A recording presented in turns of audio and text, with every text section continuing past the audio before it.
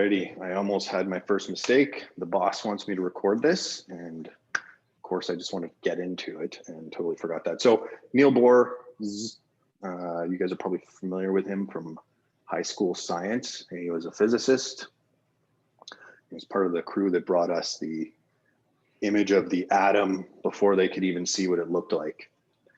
And he said that on the other side of a correct statement is a false statement. And on the other side of a profound truth is usually another profound truth. And truth is a collection of facts, some assumptions, some beliefs. So that's what we're kind of working down. So I'll start by saying I don't know. I'm humble enough to admit some things. I'm not here to preach opinion or anything like that. As we go, you'll see I'm going to use some technical terms, and if they're a little bit off, just try to roll with it as part of the construct of what I'm going for. So I put out the question in a nutshell: what is adversity?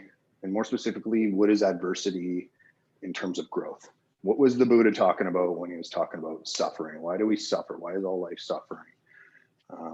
Words like trauma to growth, suffering, struggle, strife, usually associated with fear and stress, but some kind of cycle that on the other end, we have expanded in some way. We have grown. For the purpose of this, we'll use the word growth as the physical expansion of our consciousness.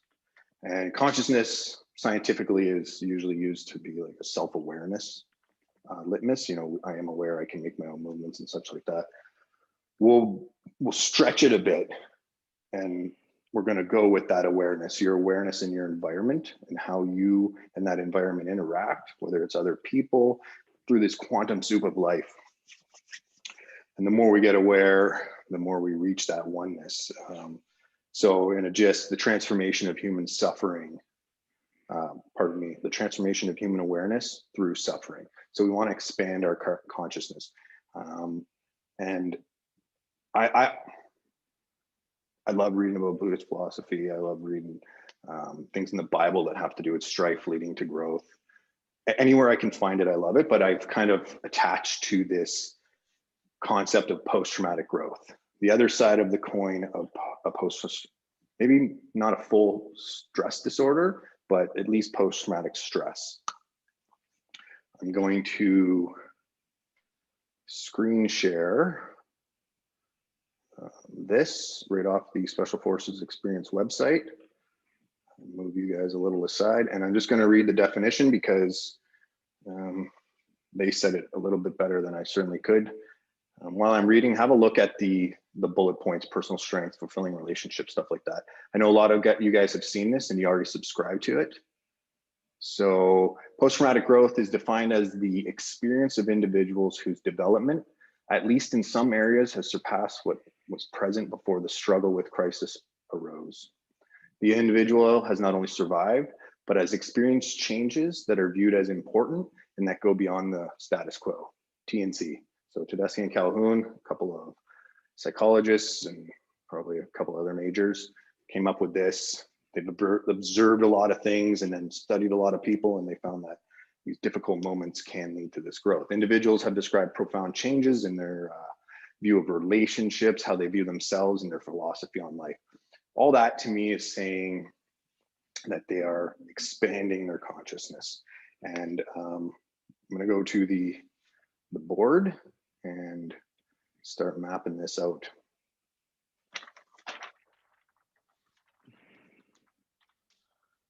When I say growth, I think we're all speaking the same language. The expansion of consciousness. We'll just graph it up. We'll say life starts at 0 when you're born. Maybe you live 80 years. Over time, you try to build your awareness. You try to grow. You try to be more considerate of other people. You try to manage your emotions and gain control of them. You try to expand your knowledge.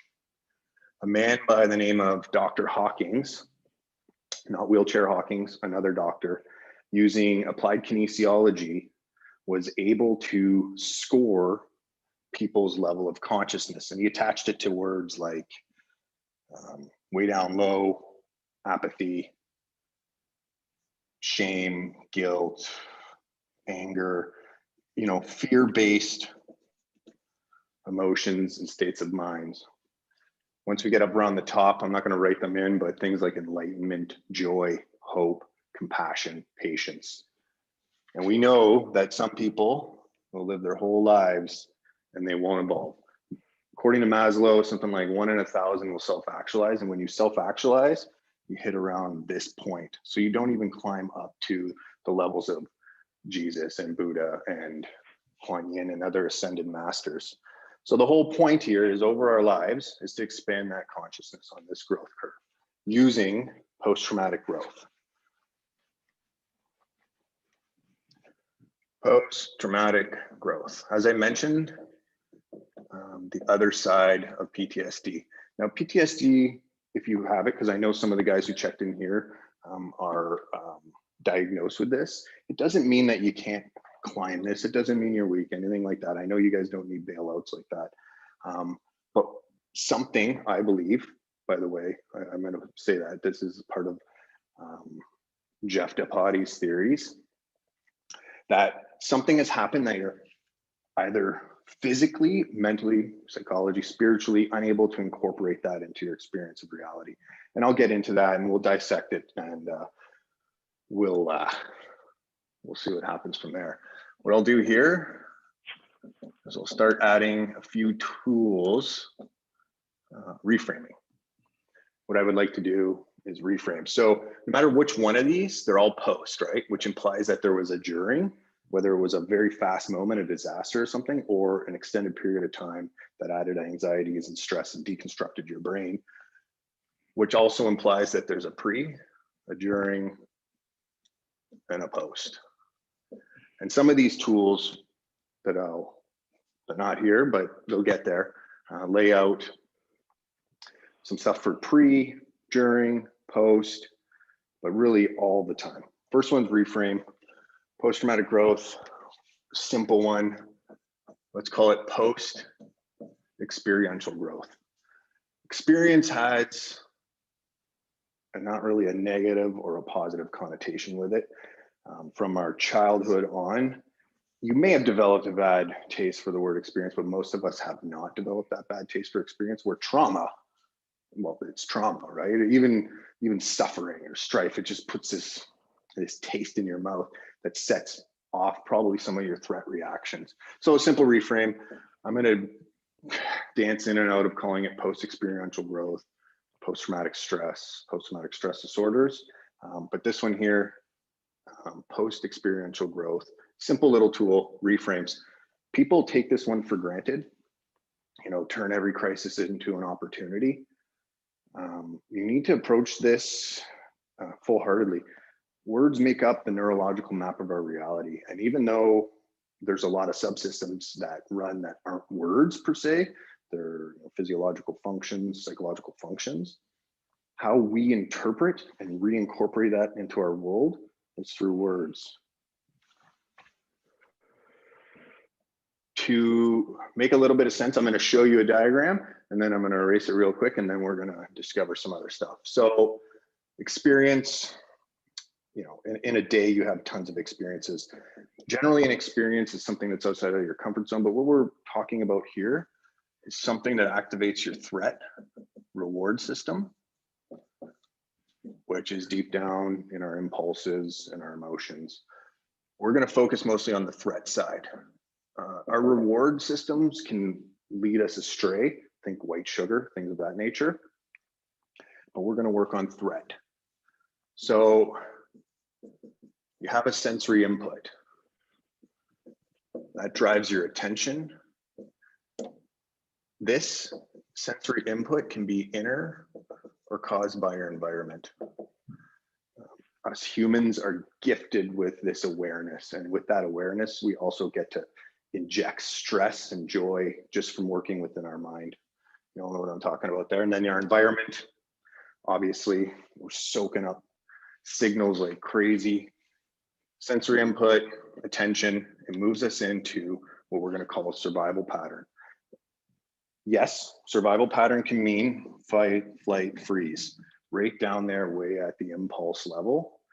I'm going to put that up there right now, just so I don't forget it. We're going to get into where that kind of comes from, but it doesn't have to be a full-on fight flight. It's not me against the bus on the street all the time. With emotions, with feelings, with thought, it can just be more of a stress reaction. And those stress reactions over a lot of time will do the same damage. Move into your survival pattern.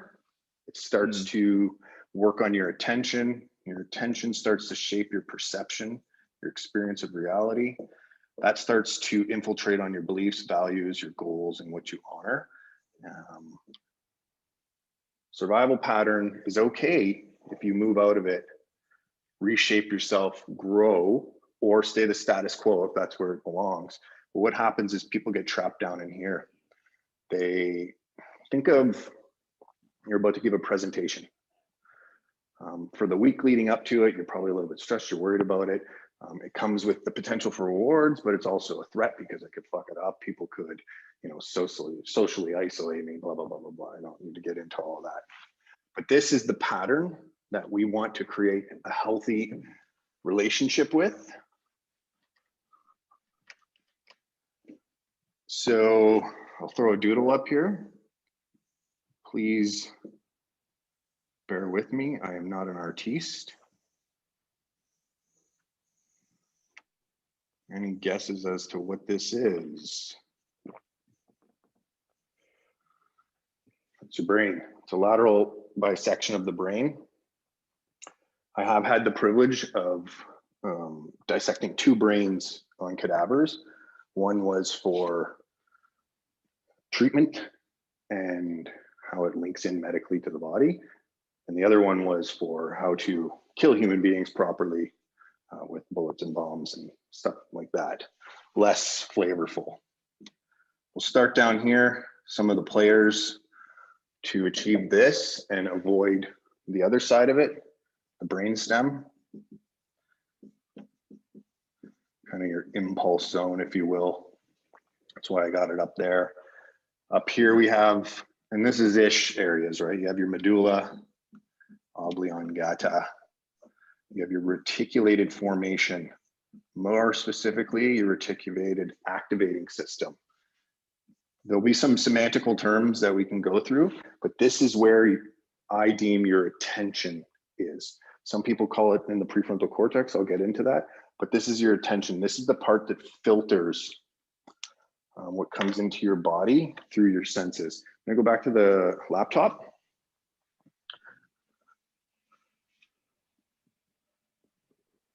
And I wanna try something with you guys. Can everyone see that? Remington 700. Yep. Paul, give me a nod if you can see that and read it. Remington 700-ish. Do I got to come in a little bit closer? I mean, got that, Michael? Okay. So Remington 700. What I want you to do is you guys are going to focus your direction of your gaze at my finger, but you're going to read the word Remington. Just read Remington. It's just know that you're reading that. And what I'm going to do is I'm going to move the paper laterally. Do not move your eye off the line of my finger, and see how far you can consciously read Remington. You should only be able to get a little ways. If you're able to go across the screen, it's because you're moving your eye. So don't move your eye, read Remington, and I'm going to move it. Phil, let me know when you can't see it anymore. Keep looking at my finger. Right there. So what happens is our eyes only have about 5 degrees that gets up to our conscious thought and gets interpreted as our world, okay? The rest of that, what you think you're filling in with, the RAWs has a lot to do with that. And it's kind of out there because the brain isn't like, hey, this part does just this. There's obviously a symphony of things going on. What I want to show you there is because I think attention is super important because it comes through all your senses, your inner thoughts, and your sense stimuli like hot, cold, you know, those senses you feel through your body that aren't part of your 5 senses. And it takes care of a huge portion of those and filters what it thinks is good and not so good. Alrighty, got your attention zone, your cerebellum.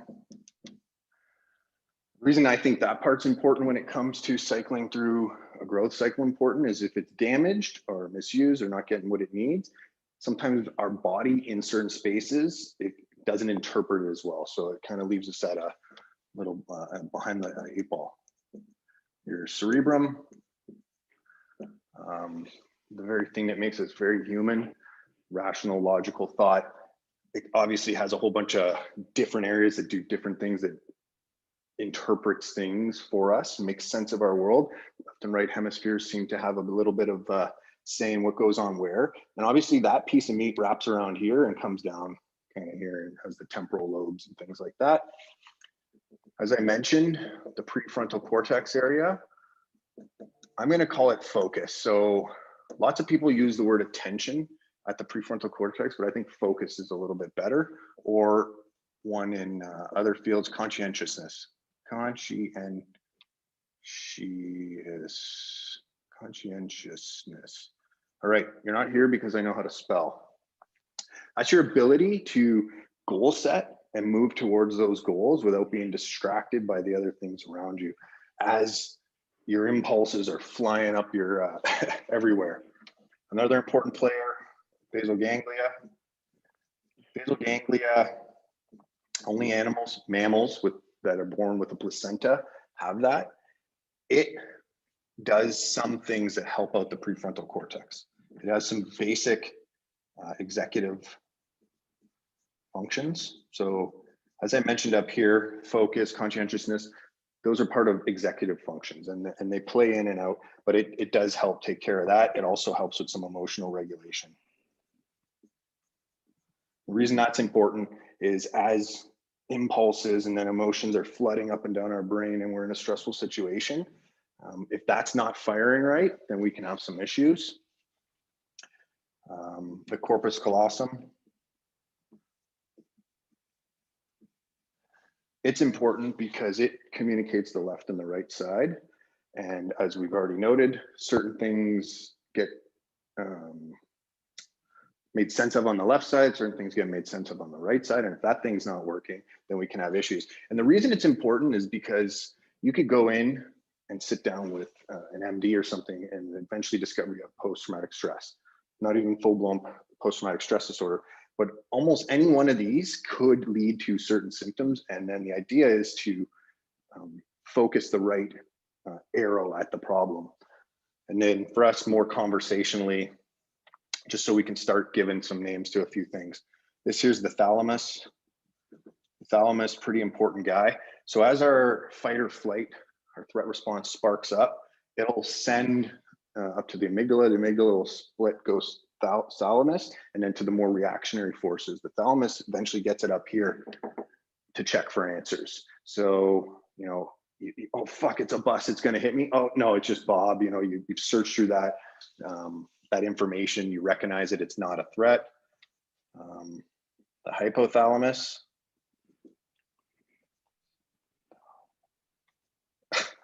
Yeah, that's terrible. The hypothalamus, it's linked with your endocrine system.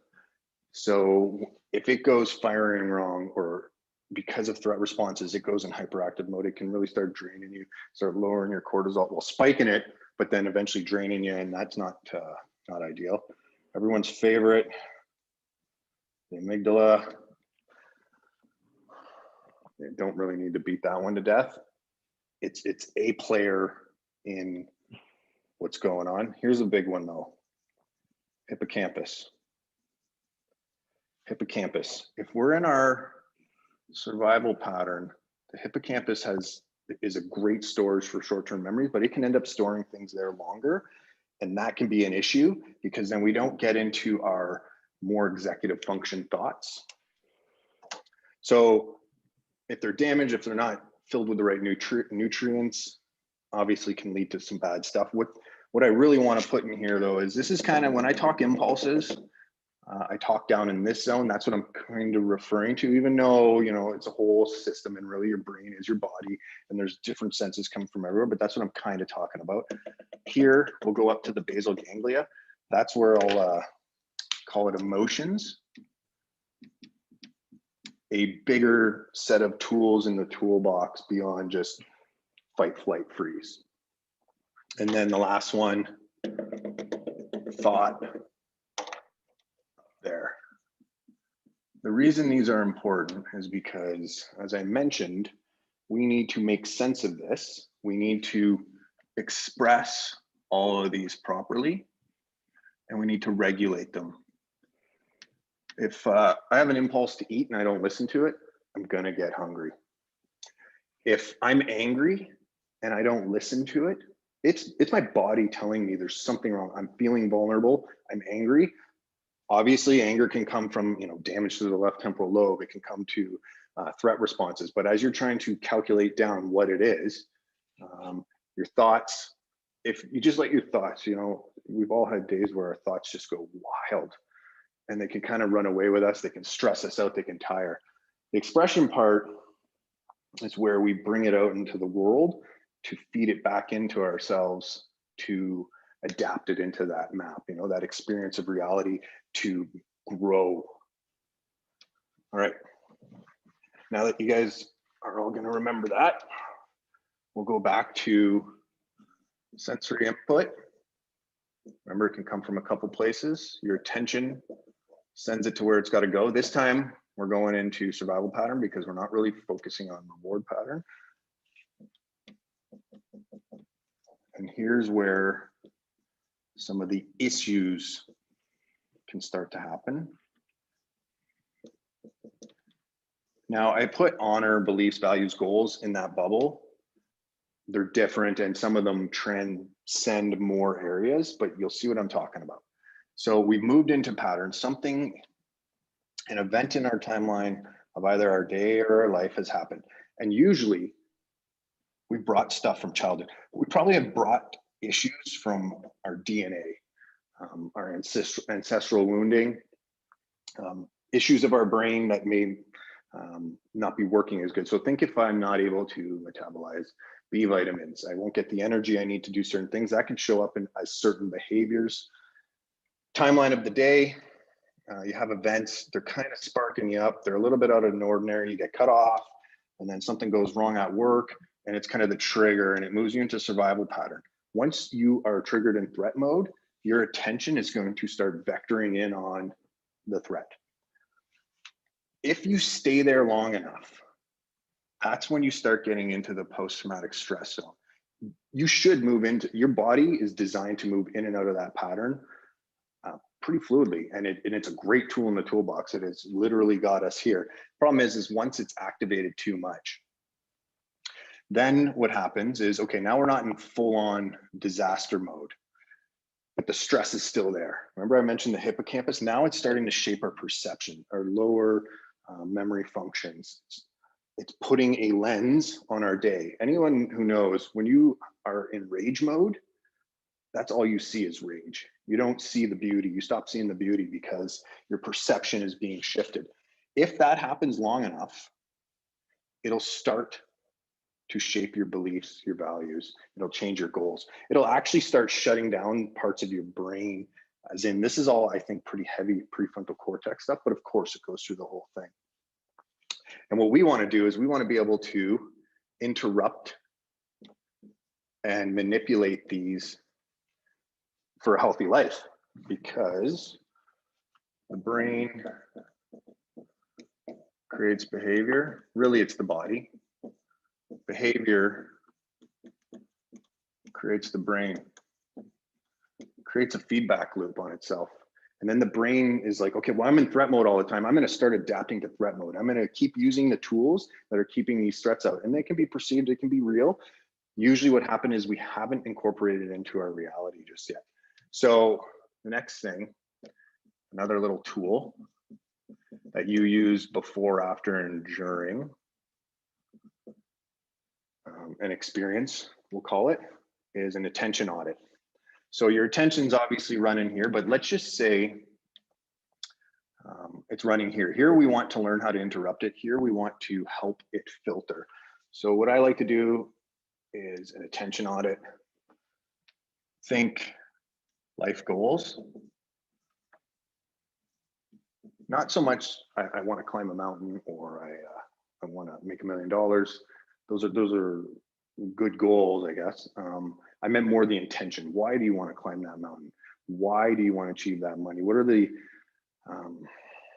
intentions behind it? So when you're on your deathbed, you feel satisfied without regret. Not so much like a bucket list, but maybe. With this, with the attention audit, 5 items perhaps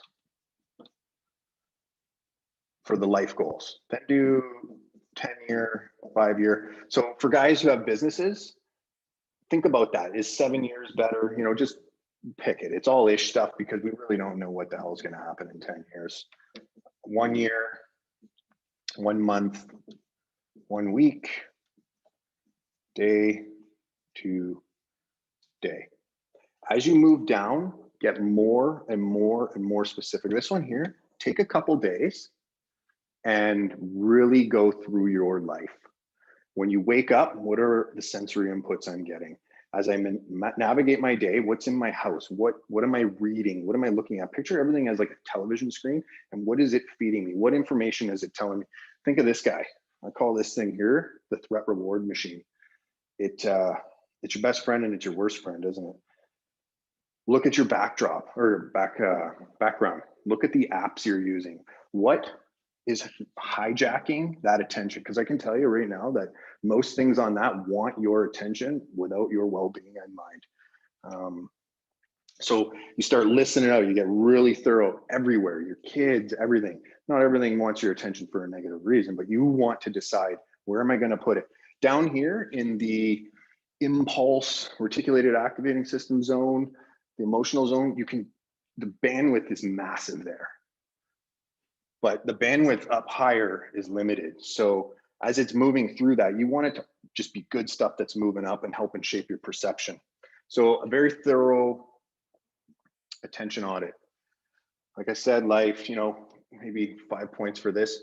The day-to-day is very important because what happens is you can reverse engineer your goals, your values, things of that nature. If my day-to-day doesn't look like it could equal my life plans, which a lot of people, it won't. I don't suspect it as much with this group, but then you're just wasting attention for nothing. You're kind of running on the hamster wheel for nothing. And yeah, so that attention audit. I know I'm blowing through some of this stuff, guys, but bear with me. The attention audit's good to do if you're on the other side of the coin too. Where's my attention going? Where's my attention going? I'm not going. What do I got? Oh yeah. Probably heard this one before.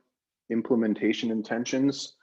Implementation intentions is really just highly modified goal settings. I'm going to try to write it out.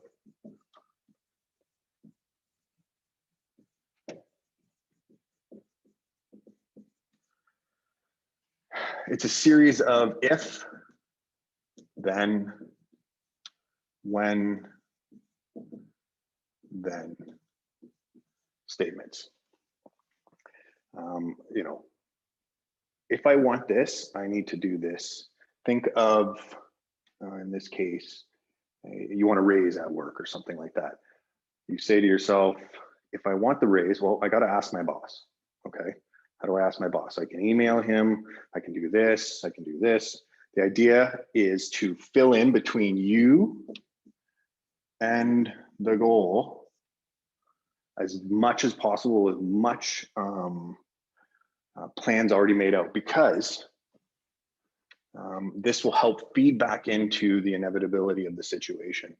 So if then, when you're building up your if thens, I like to use this. This comes from the old days in the military.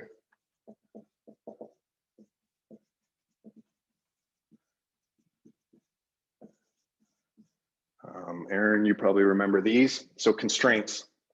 In this case, we're talking about a raise. It's still a high tension situation, but it's not dealing with the worst possible thing. What are the things I have to do in order to achieve that goal? We already started talking about, I got to let them know that I want the raise. How do I want to best let them know that? What are the things I can't do? Well, kind of jokingly, you know, you can't walk up, punch them in the gut or spit on them and stuff like that. I'm breezing because I want you guys to build those as you go and understand contingencies.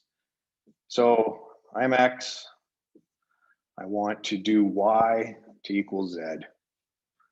Z is the raise. Well, what usually happens is, well, W comes in, you know, A comes in, all the inevitabilities on the way to the water cooler to ask the boss, you know, you're stopped, you got to do this, but your plan was just to walk to the water cooler and shake the hands. Everything you plan on doing, that's what proper preparation is understanding all the things that have to be done, all the things that can't be done, and then contingencies for everything. Last thing, rehearsal of concepts. Literally walk this out. So I am relating it to the stressful situation of asking for a raise, but as you start to program your own post-experiential growth and you want to anti-fragile yourself from the PTSD side of things, walk it out, practice it, practice those little things you want to do. It'll help shape that attention. So one thing with attention, you guys might have heard this, but like the red Jeep thing, where I go online, I'm shopping for red Jeeps. I really want to buy a red Jeep. I go buy a red Jeep, and then I'm driving around and it's like, everybody's got red Jeeps, you know, because this now has been told, hey, I got to keep an eye out for red Jeeps. I hope that kind of makes sense. If then, when then statements, implementation intentions, how to move to my goals. I'll get into a little bit more what I think you need to look at, but a good place to start looking at these, just to reframe, and I'll even throw in a little word, visualize the things that you can't easily work through. Those things in your life that, you know, if that incident happens, that experience comes up, right now, I can't think of it. I can't even let myself picture it. You need to start picturing that. You need to start reframing it. You need to start visualizing the contingencies. Then you need to tell yourself what you're going to do in those moments. And if possible, you try to experience those things, because experience is a great teacher. But we may not always get there, but at least you've started building up some tools in defense of that. A lot of people, when the worst happens, are like, oh, I never saw it coming. Right? Well, you didn't take a little bit of time to contemplate the possibility of that. You didn't run through all those things. And life's busy, I get it, but it's when those things happen that it gets rocked. And like I said, you move into pattern, tension starts to be formed, your perception is shaped, your beliefs, values, you know, what you honor in your goals may not be met. You might be caught down there because you don't have the tools to pull it out. When the thalamus goes looking in the neocortex, like the cerebral area, it wants answers. If it doesn't get answers, it's going to keep you down in here. That's what happens. It's like, this is the best place. Now, there's a million things that happen once you're down there, like social isolation, you know, the abuse of drugs and alcohol that don't help you out. Let's kind of build on this. D4. I'll back up to impulses, emotions, and thoughts, because those are really what happens when we're cycling through survival patterns. You want to detect. You want to either delay, distract, so you can detach. Detach, another word for integrate potentially. What's happening if we're, so think of an example. I was listening to it on a podcast. There was a young girl, she was raped. And for 30 years, she kept holding on to it. She kept reliving it. She couldn't integrate it into her narrative. Her default mode network was just like, no, the story you're telling is not right. Doesn't make sense. And to kind of just like skate over it, she kept blaming herself for the incident. And when you blame, like, maybe it could be someone's fault. I don't know. I'm not going to go there. But if she kept holding on to the blame and kept trying to tell the story that it was her fault, it literally won't cycle into your brain. It won't be integrated, because it's like, no, that's not right. No, that's not right. You have to turn, face it, integrate it. So what'll happen is it could show up as an impulse and or emotion or a thought. You need to detect that thought with the if-then statements of the implementation intention. You need to delay or distract. I'll leave it at that, but just be careful when we're trying to attach or detach emotions from thoughts. Let's call that emotions and thoughts. because that's what we want to do eventually, is we want to turn something into a tool in the toolbox as an experience in the thought realm, but we don't want the emotion. We don't want to be fired up every time that thought comes into our head. It becomes just a thought. It doesn't have to be an emotional reaction. So detect, delay, distract, detach. In cognitive procedural therapy, they have a thing called a stuck point. No matter what you're doing, as you're expressing your impulses or expressing your emotions, regulating, reframing, sometimes we get to a point where it's just not making sense. So usually what's called a stuck point. And that's what keeps that cycle going. And we want to break that stuck point. A really good way to do that is expression. So that's why in the trials, we'll use things like journaling, talking, a group where you get to be vulnerable and open up so that you can make sense of this, because other people will be able to see that stuck point more easy than you will. Not that it's impossible by any means. So yeah, delay. Oh yeah. Like I say, I know I'm blasting through some of this, but as you're programming these cycles intentionally, remember Kaizen. So Kaizen is, in a nutshell, the art of the small. It's a Japanese practice. I won't get too deep into it, but the idea is that it's small. So little incremental changes, because big habitual changes are hard to do. So a habit has a trigger, a routine, and then usually a reward.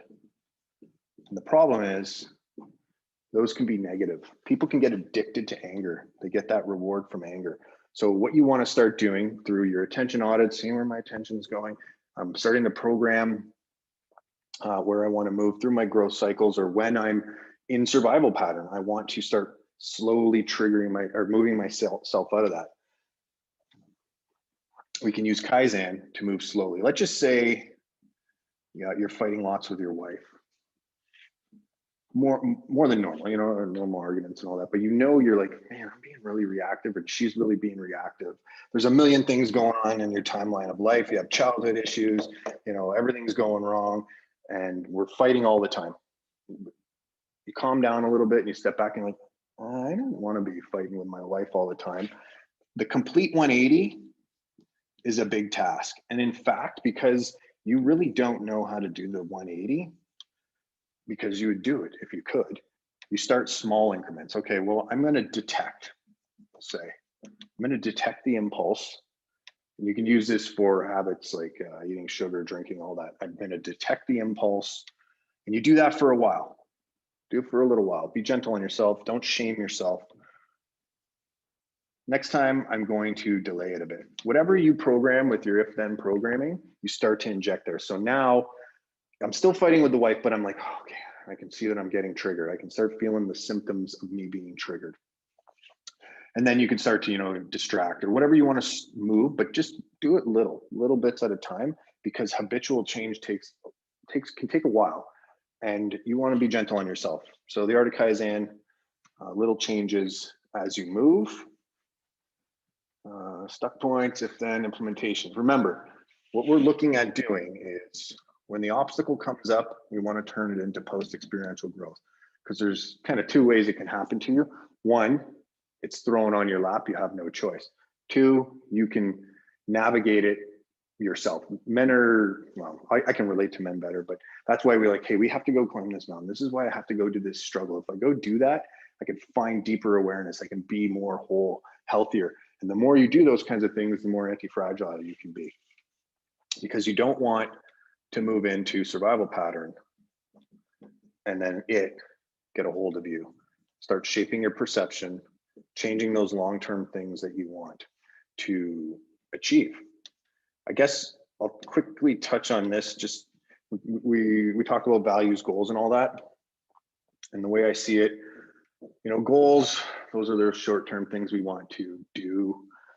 Go do the groceries, that kind of stuff. Values, as Rick mentioned, is a hierarchical order of what is deeply important to you, where if a value is not met and you have to compromise, it literally etches something off your soul. This number one value, I like to kind of think about it as what I honor. What is my line in the sand that nobody can cross? Most people don't have honor in their lives. There's not too much that they won't bend for. And then beliefs a tricky one, because I think faith goes through our whole body and moves outwardly. It kind of combines our impulses, our emotion, our thoughts. It's our driving force, but it's usually a fact is a fact. Let's just call that a fact. It's inarguable. You know, you might have a little bit of perception, but everybody agrees on it. It's repeatable. With truth, you have a few facts. They add up, and then you can go to debate with Plato. Sometimes in truth, you have some assumptions, but it's still, most people are like, yeah, those are pretty safe assumptions. But with belief, there's something different. Can't articulate it in words. That's just kind of a side note. Those sit in different places. Obviously, belief goes through your whole body, and there's different parts of the brain that have been linked to spiritual experiences and stuff like that. Values, goals, and what you honor are a little bit more up in the cerebral area. All right, I keep getting off track. That's why I got notes. All right, what else do we got to do to be a little more anti-fragile and to experience post-experiential growth on our own terms? Program your body. What do I mean there? Non-existentially,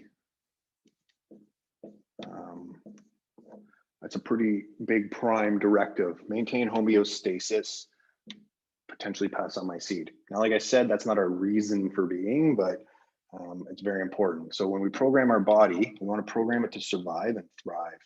And when you're thinking about how to survive best, consider your environment. What is around me all the time? What are the objects, places, electrical impulses that I'm interacting with? A big one. My relationships, my social being. Humans are very social, no duh. Lots of parts of the brain dedicated to it. Fills our bucket to the max. Kind of a interesting little story I was reading about. I can't remember if it was the 1400s or something like that, but there was a king who wanted to know what language would develop if no influence was put on these children. So he took a handful of newly born babies, put them in a room, and had people attend to them. Now, the people attending to them never interacted with them, especially didn't touch them, but didn't give them social interaction. Obviously, they didn't develop language, but they all died. They all had food, they all had water, they all had some of their base needs, but because they had no social needs met, and they did link some of it to touch, they were saying how touch could have something to do with that, but it's obviously very important to us to survive. Essentially, just to feel good, it's on Maslow's hierarchy. Most of it is to do with other people. But the idea is you want to have good people around you.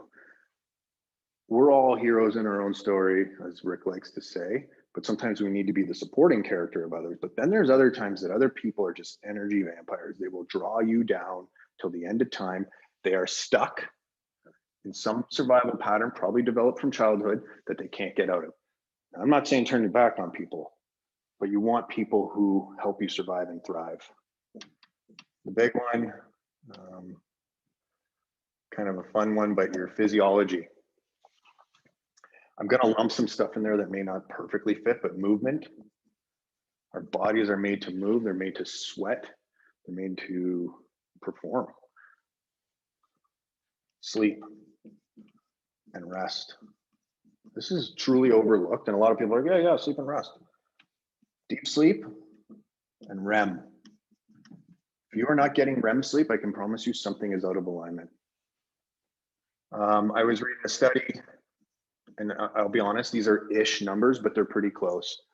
For most people with a traumatic event, PTSD, I don't mean a long, prolonged development of PTSD, but a single event PTSD. They figure that if that person got REM sleep that night, so the event happens and they go to bed, if they get REM sleep, they're 60% less likely to develop PTSD. If they get REM sleep the next night, it helps another 15%. As I said, I could be butchering those a little bit, but it's big numbers. It's surprising. What happens in REM sleep, for all you sleep experts, let's just say this is the thought and this is the emotion and it's running around in our hippocampal area and our brain. Obviously in REM sleep, we try to make sense of abstract ideas so that we can incorporate it into our reality. In REM sleep, we help detach those things so that it gets stored in a nice safe place. If you have a disaster happen and you don't get REM sleep, you are going to stay in that survival pattern longer. If you don't have good relationships, you're obviously good support networks, all that kind of stuff, it makes it much harder. I guess I'll kind of put in drugs. When I say drugs, I'm talking about anything that could be, drugs are usually known, I think, and Phil, you know, maybe one day you can correct me, but are anything that go in and can act as neurotransmitters or impact your neurotransmitters, but they're generally in that area. Alcohol, anything that will numb your senses, will degrade the health of your brain, will not help you. And as you know, when people move into these, the stress side of it, they usually, like I said, they isolate, their environments aren't usually good, they stop sleeping, fuel, they probably don't eat great food. It's very hard to find highly nutritional, truly nutrient dense foods these days. For anyone who's lived in a blue zone for a little bit, and you start eating their food, and you start eating these little portions, and you're like, what the hell? Usually I eat this much. When your body gets the nutrients, it'll shut down. All the satiated hormones will kick in. Fuel, also breathing, that's part of the fuel. Breathing patterns, you know, belly breathing, stress breathing, all that kind of stuff, but good, proper breathing. What else we got? Sex, this is kind of debatable, but I know I go a little squirrely without sex. I don't know about you guys. I don't know. I've never gone long enough to know if I'll die from it. I'll check with one of you guys. I'm sure one of you guys are having trouble on that one. What else we got? We got temperature. Got to regulate that temperature. Sunlight. You know, some people debate that, but studies show that if morning sun, sorry ladies, soaks your balls in the morning, your testosterone levels go up. Our skin's made to soak up sun in order to help produce hormones, vitamin D, things like that. Make sure it's getting through in a healthy way. I'm not here to preach how to build these up. You know, certain glass, sunscreens, things like that can defend against that and not allow those proper wavelengths to get in. The idea is though, let's say I'm starting to feel a little bit stressed. I'm in survival pattern. Check in with your environment. Make sure it's healthy. Check in with your relationships that are around you. That's a big one. Support network. If I'm having anything, you know, problems with my emotions, I need to find a good place to regulate and express those, start to make sense of them. Program your body. So what we're talking about is cycling through post-traumatic growth, post-experiential growth, and avoiding the other side of it, post-traumatic stress. Program your body very intentionally.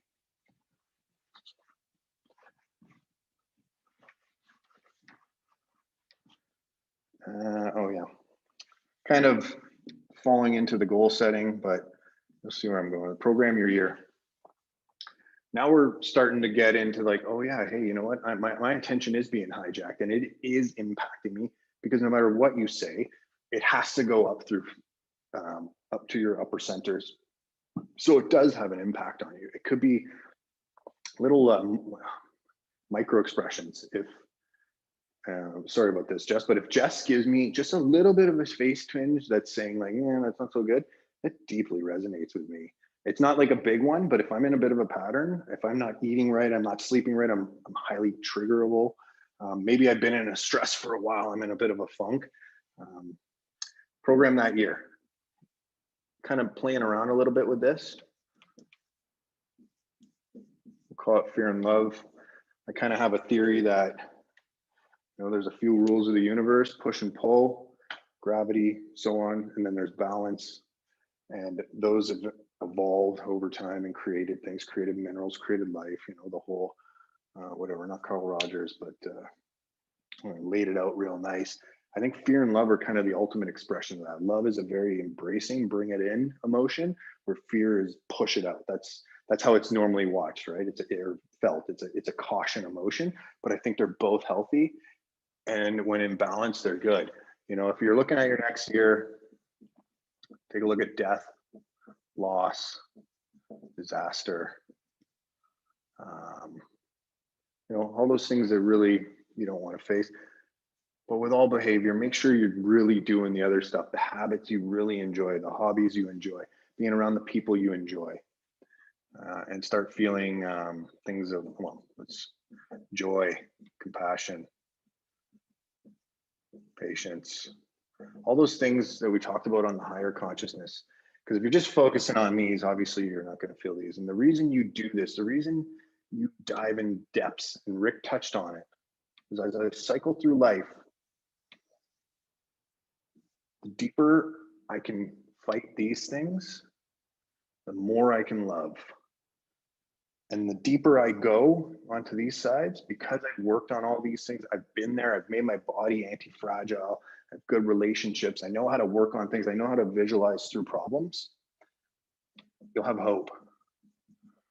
When you get real deep, when you lose hope, that's when it can get pretty tough.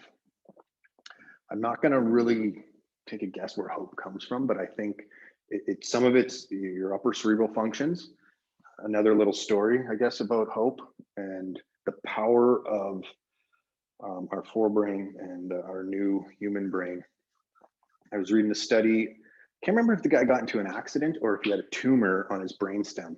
So we talked about it earlier, your medulla and your reticulated function and your pons and things like that, they help regulate and control breathing, swallowing, digestion, your heart, all those kinds of things. And whatever happened, it shut those all off. And he went on full life support at the hospital, everything. The thing was, just like the Metallica song One, he was still aware. He couldn't move. He was aware in his own head. And he remembers, he talks about it. He's like, I tried swallowing, I couldn't swallow. Tried visualizing those routes again. Eventually, he came out of it. But I think that's where hope exists. And what happens is when we get down, we lose our hope. Our hope bucket starts to empty. But as you travel, that's why you have to experience these things more and more, because it'll keep you filled. Because I think the deeper you go, the more capability for love you have. And that's kind of on my background on my phone. It says love fiercely because this all ends. Because I think that's the whole point. And that's why we do this kind of stuff, so we can be accountable to each other and show up as great citizens. Not saying, I can tell you, I've been on the other side. It's not easy. I'm in the process of being diagnosed with TBIs. I'm sorry I do that. I'm just still kind of working that through, and it shows up in my behavior. So that's a thing with like something like PTSD or PTS, physical damage to your brain. Like we said, the brain creates behavior and behavior creates the brain. If you have physical damage, it's going to alter your behavior. And if the behaviors alter, it's going to perpetuate that, and it's going to make it difficult to rebuild. That's why Dr. Mike, who's part of the trials, he has this supplement that he recommends, and the studies around it are huge. Because if your body doesn't have the supplements to rebuild it, it's not going to be able to rebuild it no matter how much anything you do. A little touch, Aaron kind of dabbled on leaders. What I'm trying to do is just throw a whole bunch of stuff at you, because I know a lot of you guys are businessmen who have employees. These tools, reframing, visualize when you talk to them. So I mentioned threat reward. Everything you do and say just about goes through that part of your brain.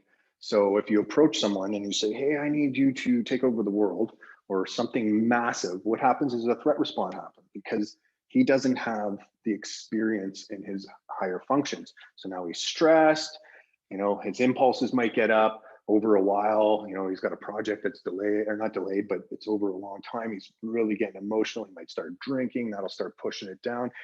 Turns his attention to a lot of pornography, things like that. You can help him out with, you know, small changes, monitoring his body. People underestimate this in the corporate world. A healthy body can think longer, it can think faster, it has more ability to handle stress. And good leaders help others grow. That's what you do. That's like, there's all kinds of semantics there, but a good leader helps pull people up. He grows while he's doing it. And these are some tools to help you understand that.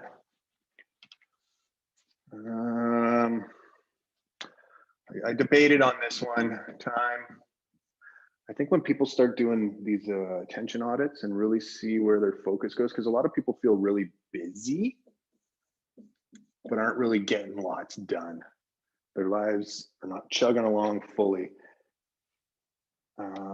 These kinds of things will actually give you more time. Some of the most successful people out there are not busy all the time, and they continue to take on projects. They're leaders in their community. Take the time to do this stuff. Again, I recognize a lot of your faces and understand that you guys do this kind of naturally and already. You know, if you feel into your body, listen to the body, it'll help you along the way. So quick recap.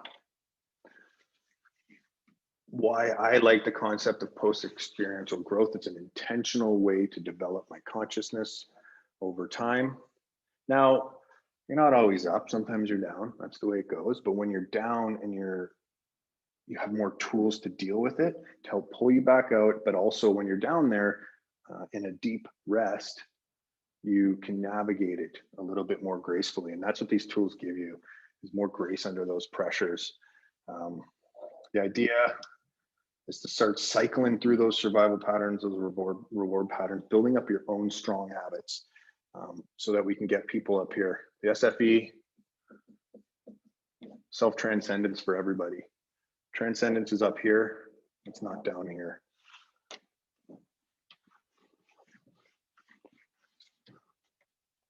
Just give me a second. Cap my markers, I don't want them to dry out.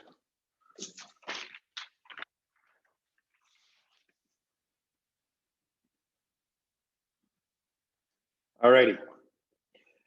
I just blasted through a bunch of stuff. I hope you guys are not glazing over. I know it's Saturday or Friday night. Yeah, I know it's Saturday. What I wanted to do is open up the floor a little bit. Just let me see something here. Oh yeah. Okay, I see some a little bit of chatties going on. Does anyone have any questions? Just unmute yourself. Unmute yourself. Introduce your name and questions. We're going to start with the kind of the stuff I presented here, and then we'll move a little bit deeper. And then if we have, if we want to chat about some stuff. So take it away. Who's up? Anyone? Okay. Luke has a question here. Ask it into my ear so everyone can hear. How do you determine your bandwidth for levels of adversity and exposure? When can you tell you're overheating yourself or conditioning yourself too much? Is there such a thing? Great question. Luke is obviously the plant asked that intro question. No, I'm just kidding. Well, your body tells you everything. Monitor your skin. If it starts getting rashy for no reason, if you start getting swollen or puffy, if you're in pain, if you're inflamed, those are some signs that you're carrying a little extra stress for you. And then if you're really in the moment of something, oh man, the signs, for me, I have a few that I know right away. As I mentioned, if I'm not getting REM sleep, I know something in the greater scheme of things is not right. It's a good, easy one because it's like, hey, oh, I didn't have that REM tonight. Some of them, if I'm going to be a little bit angry, behind my eyes starts to get a little bit sore. That I know probably I didn't eat right. I probably didn't have a great night's sleep. Probably something's going on. But if that starts happening, and I started like kind of like that lens I talked about with Jess, especially because I spent a lot of time with her. That starts coming around. That's a sign. People like to think that they could be, you know, that hero all the time, but chances are you're not going to rise to the occasion. And that's not me being cynical, but you got to climb that ladder, right? You got to earn it, if you will. You got to put yourself through. You got to go through those hardships. You got to physically train yourself. Heart rate. Most people's heart rate doesn't go up that high, and the second it starts going up pretty high, it starts to narrow your focus and starts putting you into that fight or flight. But if you just train at getting your heart rate up, that's a good way to keep from letting the noise get in. Okay, anyone else? I got one. Is that Aaron? That's Patrick James Deegan here. Hey, Pat, how's it going? Hey, you good? How are you? I'm okay. Okay. I'm okay. Good. So PTSD is framed as a negative thing, I think, just like homosexuality was, in the, the medical manuals, right?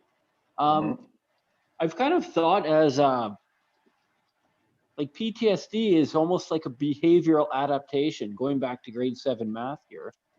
I mean, barring TBI, I mean, you're learning from extremely violent encounters, getting beat up on the playground, right? Childhood abuse, things like that. And I mean, if people reframed it and educated some people, I don't know. I've never thought of it as a totally 100% a bad thing. What do you think?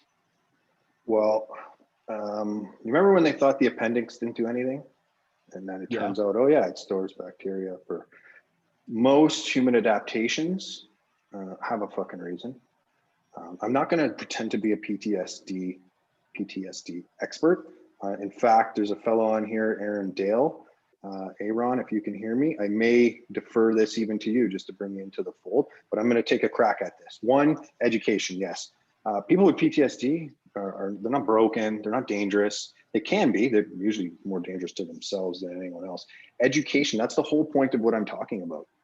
The more we can educate our children, that's why we fall, so we can pick ourselves back up. It's got to start young. If you have a sheltered child and then they come up against a disaster, they're probably not going to have great coping tools, because most parents can't give their kids great coping tools, and then they're not put into positions of adversity. As far as I'm going to extrapolate a little bit here on what you're saying. Is it a good thing for society? Oh, it's one side of a coin, and usually it is. I would imagine that most people with PTSD are, they're not like, yeah, this is great. I love having PTSD. I love fucking being mad all the time. It's great. There may be some addictive patterns that help keep them there, but I don't think in that way it's a good thing. I don't know if you were saying that. I just, it's exactly a behavioral adaptation. It can be brought on by physical damage. It can be brought on over a timeline of anxiety and stress, or it can be a single moment. It's usually a bunch of things, starting with 0 to 7 years old and a bit of your genetics, because there's genetics. There could be things that are literally not wired right and never will be wired right. A chain of events that leads to it. And sometimes I'd like to think personally that there are things you can do. Visualizations that so for me, when I went to combat the first few times, being amputated, my own death I accepted a long time ago.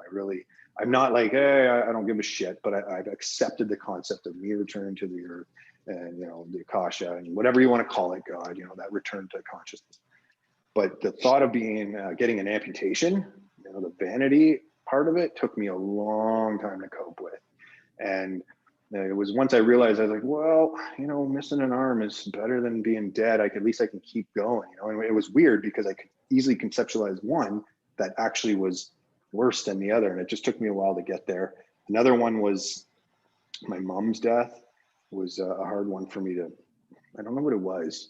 I was close to my mom, but the concept of her mortality was a lot harder. And then this year, I think it was gifted.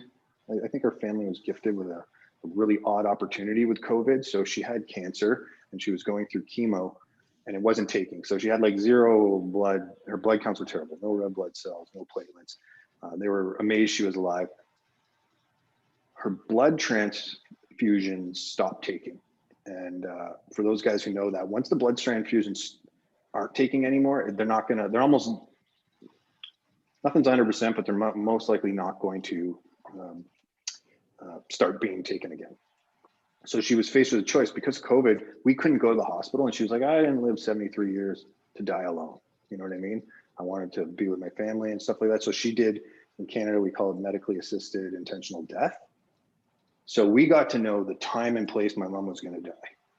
And that forced us to go into like, okay, how are we going to react? How are we going to handle the kids very deeply and plan all these things out? But it was amazing as we did it, and you normalize it and you plan out what's going to happen once you start feeling those the grief and stuff like that. Look at Bali. In Bali, they don't grieve. They have ceremonies. They celebrate life.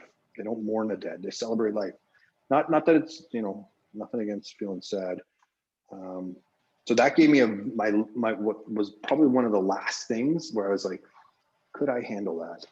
And using just some of these basic techniques, some other stuff, you know, a bunch of calming techniques, it worked. I thought it worked.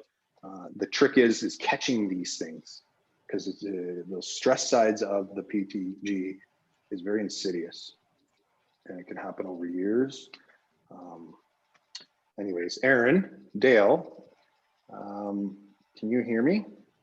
Yeah, hey everybody. My name's Aaron and this is Jen. Me and Jeff worked a little bit together in the military, but Jen's a doctor and a psychologist that specializes in trauma and PTSD. So good job, a great presentation, but she had a couple comments that everybody might benefit from, I think.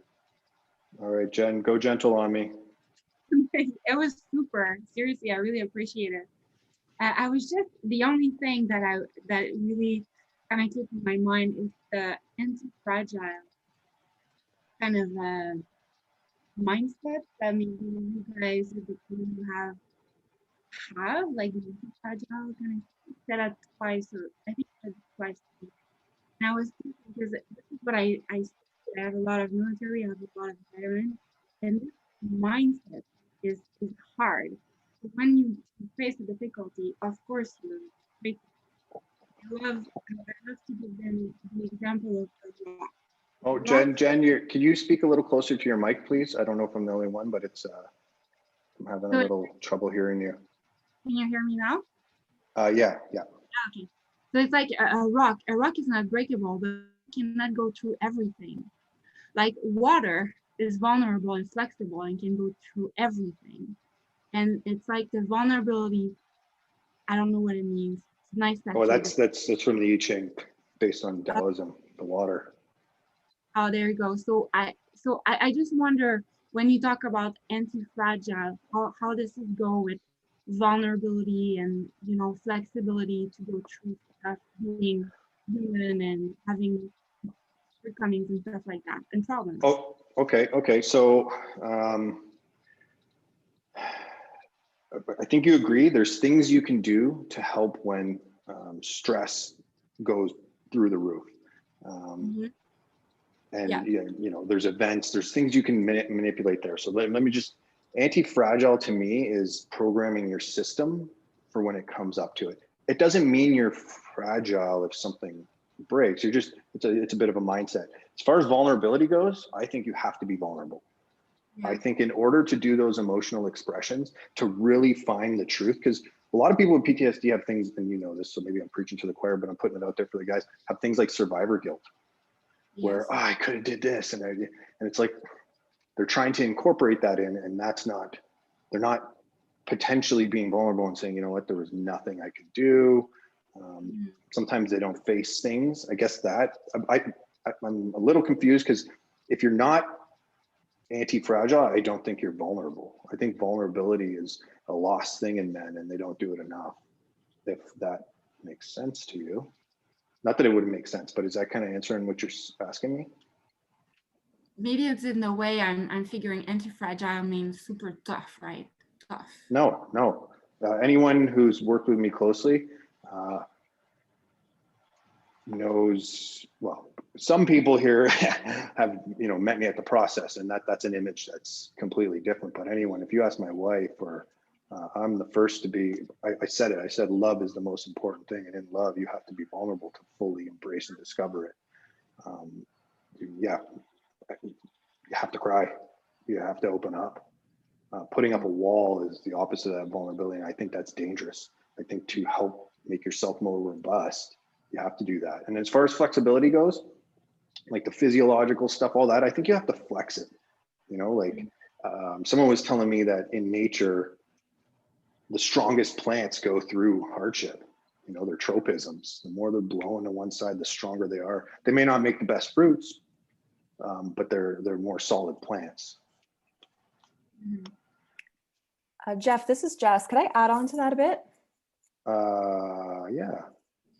So I just wanted to explain the concept of anti-fragility because it's a little different than Jen, what you're talking about, but I can absolutely see where that word sounds like you need to be a rock at all times. So anti-fragility comes from, I don't know if it's a metabolic flexibility term, but it's something that Dr. Mike had taught us in his industry, and that's what they call it. Another word you could use is robust, but it's when you expand the boundaries of where you can optimally operate.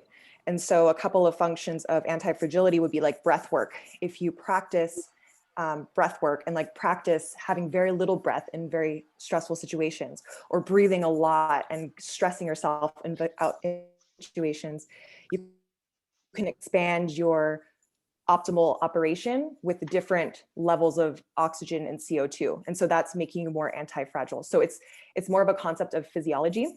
But I really love the word, to be honest with you, because I also think that it has that connotation to it. I like the word robustness, but it's not really the right word, but I like it.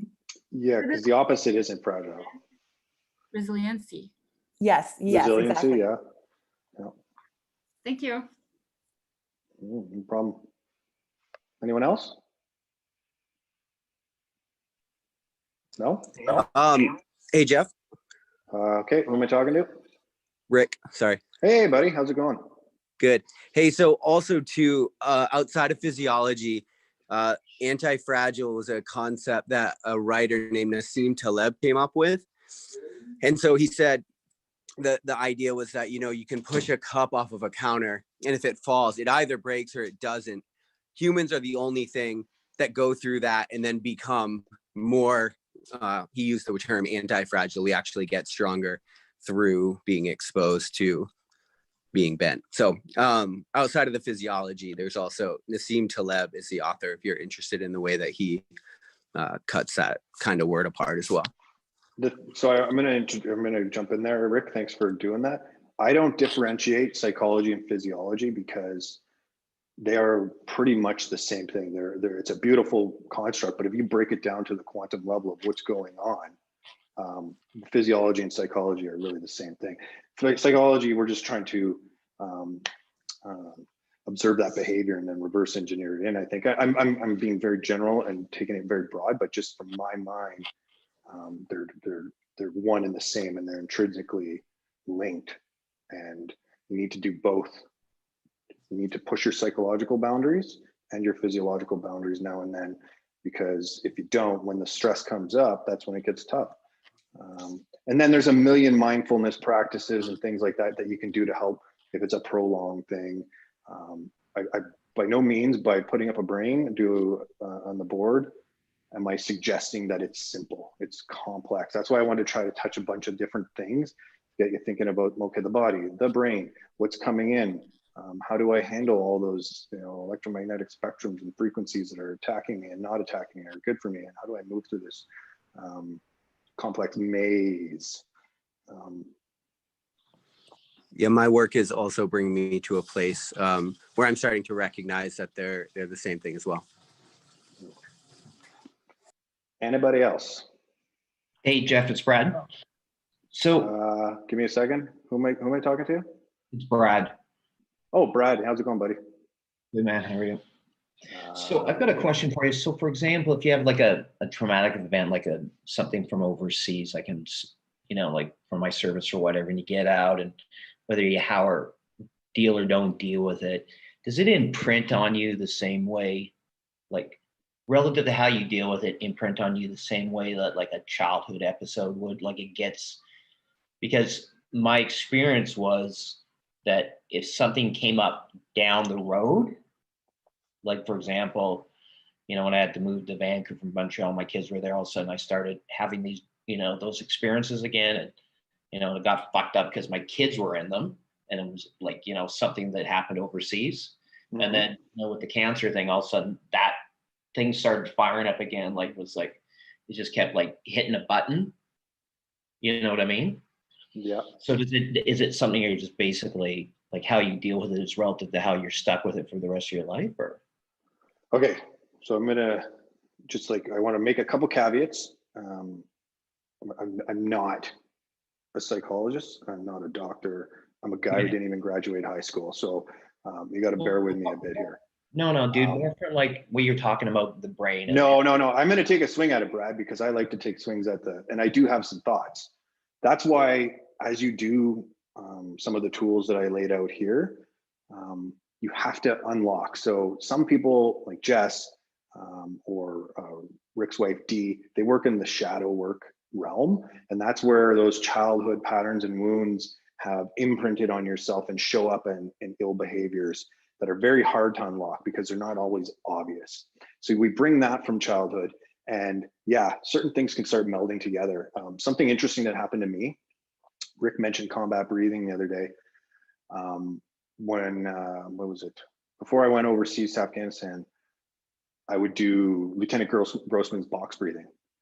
You know, up for 4, hold for 4, down for 4, bring it over for 4, and then exhale. What happened though, is that pattern, that habit of breathing got imprinted, attached to stress. So it worked okay when I was like picturing overseas for a little bit. And then as I went, you know, we deployed, get on the plane and stuff, okay, it worked okay. But once we started getting into combat and I started doing that, it imprinted at that highest function. So now if I ever try to pattern breathe, I'm integrating that pattern. So I think in that, yes, it can spark those things up. I would imagine there's all kinds of things running through your head right now that have you questioning a lot of things. And in that, taking care of that body, you know, those relationships, all those things I mentioned, because you're stepping into that unknown. You're right at his door, right? And that changes the game. That's why I said the other day, once this is all done, I can't wait to talk to you about how we're gonna, I think you're just gonna naturally do it. You'll just become stronger from it, from the lesson. What I'll do is, Aaron, if Jen, you heard that, I would love to hear a thought there, or if anyone else has something they want to put that back to Brad, because if you don't mind, Brad is dealing with colon cancer right now. And so, you know, he's in that cycle.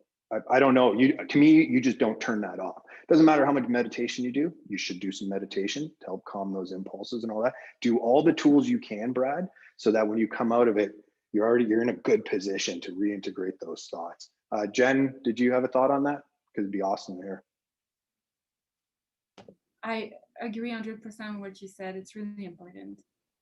Okay, good. Thank you. With that, Brad, I'll just note, this isn't like, so with the trials, what I want to do, so a lot of these guys, you know, we do the process and then we tack on the trials. For Serial 1, they didn't get that integration, because the trials will help you start to shift your perspective and shape your beliefs and values and where you put your attention, but not by saying, hey, we're going to attention audit you. There's different tools that are used that are a little more, not user-friendly, but easy to digest. And the big function of it is being open and vulnerable in those channels. We want to add in, we're going to do a monthly call, and we're going to call it deep work. Potentially some presentations, some smaller presentations. In fact, Phil, I'm looking at you. You did the first SFE presentation with your real estate presentation. That's part of our phase 5 initiative that we're going to grow and expand on. That's why we're testing out this medium, seeing how good it works. But the month call, I invite you to come into it. I know in the grand scheme of things, you and I don't really know each other, but that could work really well. Just to chat. It's not like I'm going to be like, hey, I can professionally help you out of this. The more you don't stew it in here on your own as if this is your own battle, that's what I'm talking about with relationships and environment. We have to really tap into what we can use around us, you know, because we've put some monies in the bank of our relationships, of the environment around us, and now it's time to cash out and use what we can to help ourselves through this, right? Yeah, no, I'm just blathering. Anything else? Yeah, hey Jeff. Who am I looking at? Adam. Sorry, guys, I kind of want to see your faces. Why, Adam? Here we go. Go ahead. Yeah, sorry. So I just had a question from kind of the first day for the fear work. And First day. Okay, give me a second. Okay, go ahead. so for the fear work, like, so you're exposing yourself. So if it was like a social situation, you're like social anxiety, then you go do like micro exposures till you kind of overcome it.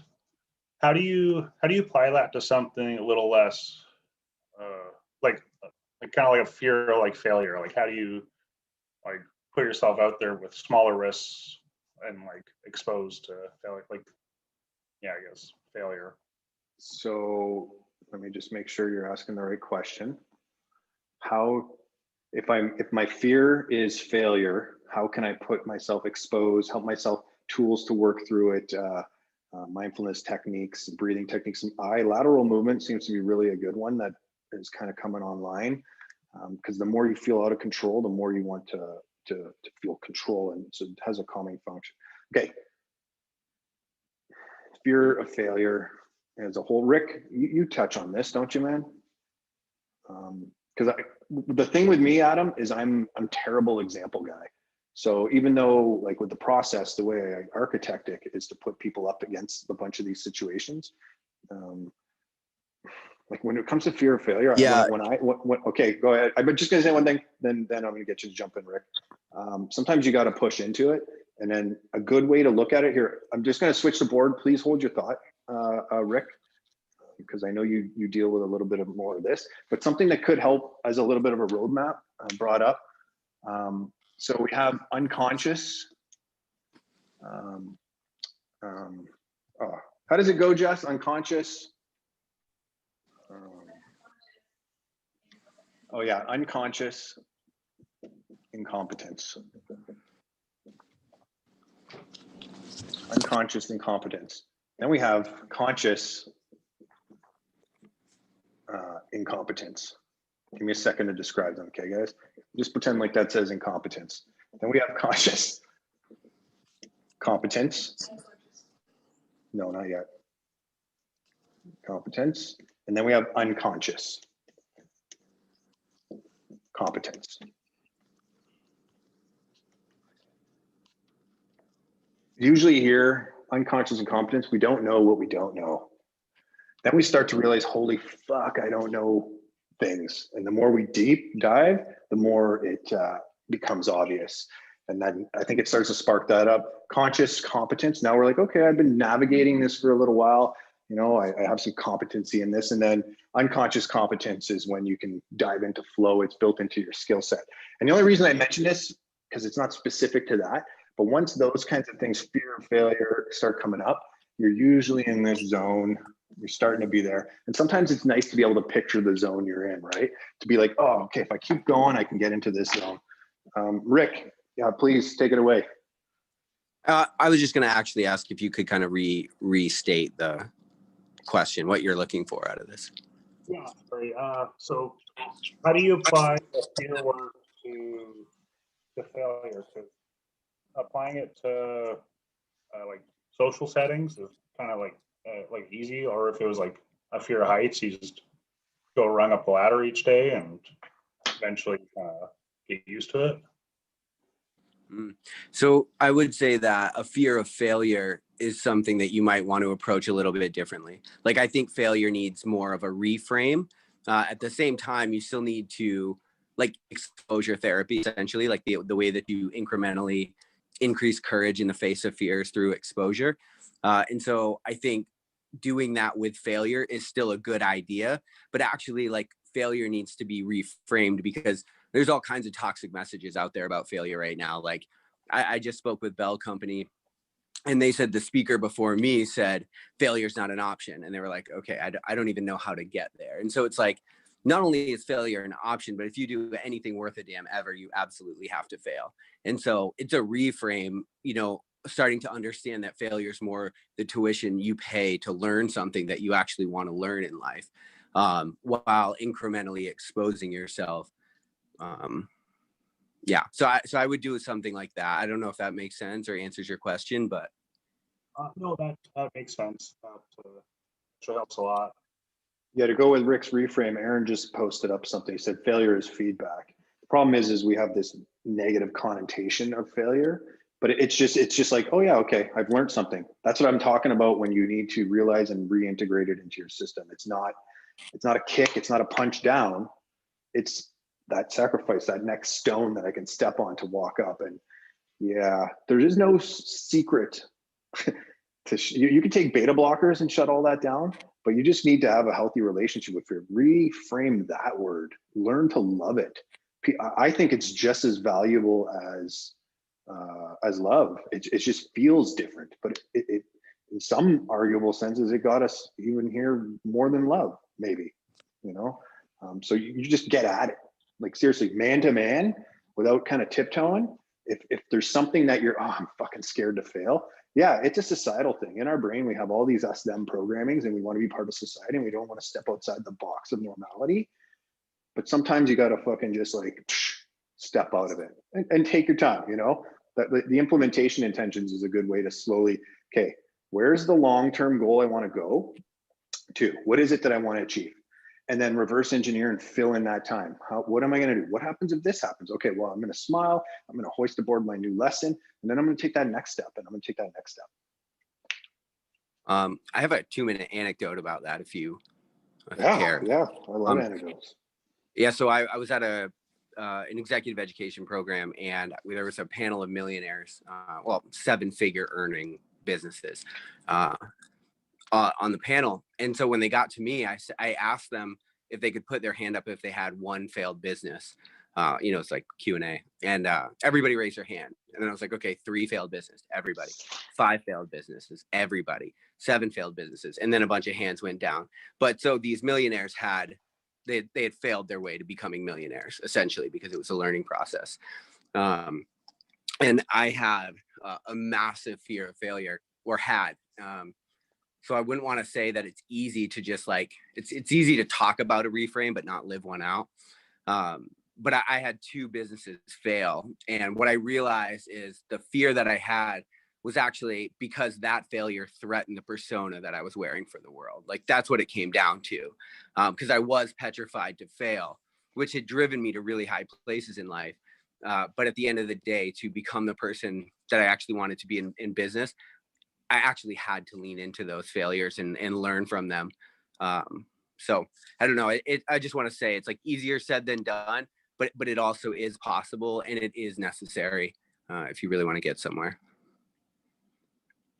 Yeah, and guys, just there's some comments in there, a few book recommends. I once asked someone if you could give advice to everybody in the world and everybody was listening, what would it be?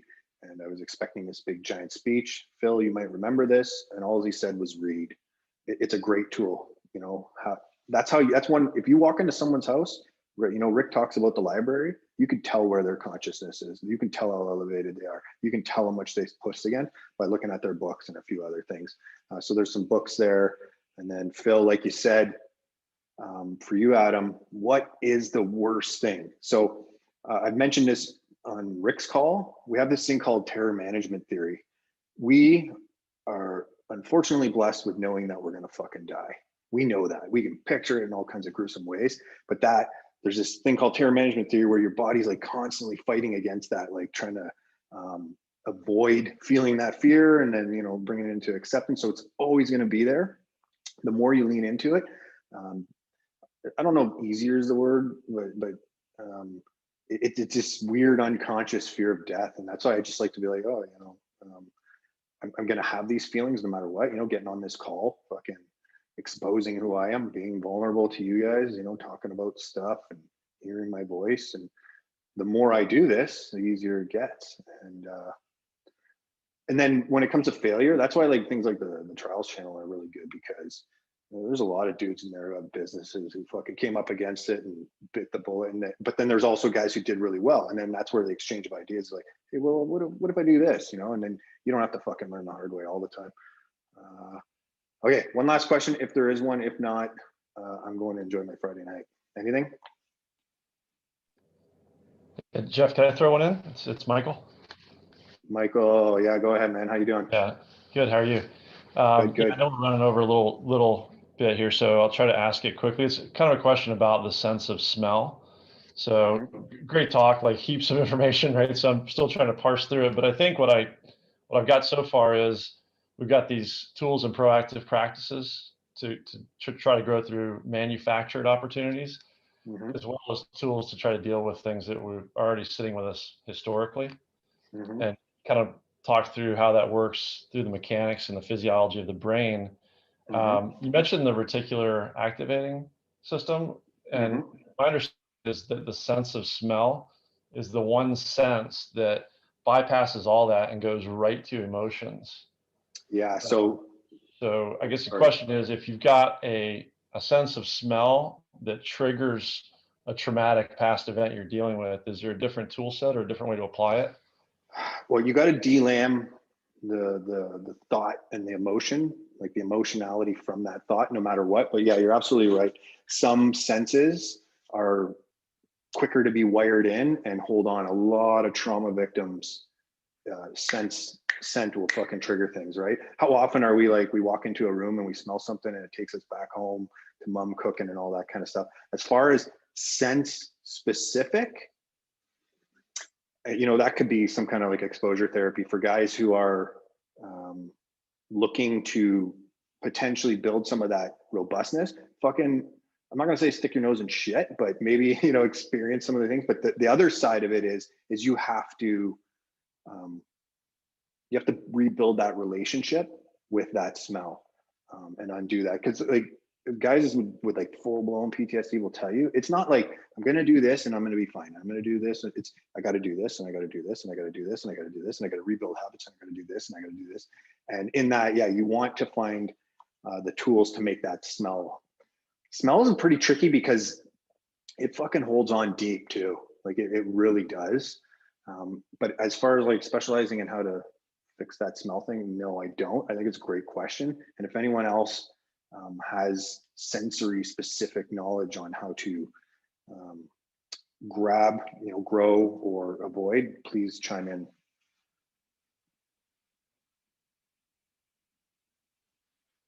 Okay. And I just did want to mention something on the reticular activating system. Certain senses go to different parts and they channel through similar areas. When it comes to things about neural anatomy, the brain, if you do a SPEC study, it'll show something. If you do an fMRI, it'll show something. If you look at an x-ray of the skull, it'll show something. Some of them look at the way blood flows through it. Some of them look at different things, and not everything right now. We're at a point where not everything's lining up perfectly. That's why when I drew it up, I was kind of like ish, more of a place to from a frame of reference. And then once you get down, like I threw out the word quantum a few times. Once you start looking at quantum tunneling and entanglement and how it works in the brain, it blows everything out of the water. And original studies on the brain, lots of it was done with lesions and damage, and it turns out that it was all wrong, all respect, you know what I mean? So we're still at that point of trying to, as man, the proverbial we, doing our best job possible. And I don't know if it's safe to be like, this does this and that's it, like I was saying about the amygdala is like, oh, that's my fear nut. And it's like, well, no, not really. Do you have a behavioral fear, an innate fear, something you develop, a whole bunch of things to go along. Anyways, guys, I really appreciate you showing up on a Friday night. For those faces I haven't seen in a while and have a very special place in my heart, I appreciate that you continue to do these kinds of things. we're all on that timeline together and at different points. And sitting in your house stewing over it by yourself, no matter how stoic you tell yourself, it's best to interact and exchange with people. So I salute you for showing up, but I'm out of here. Thanks, guys. Thanks, Jeff.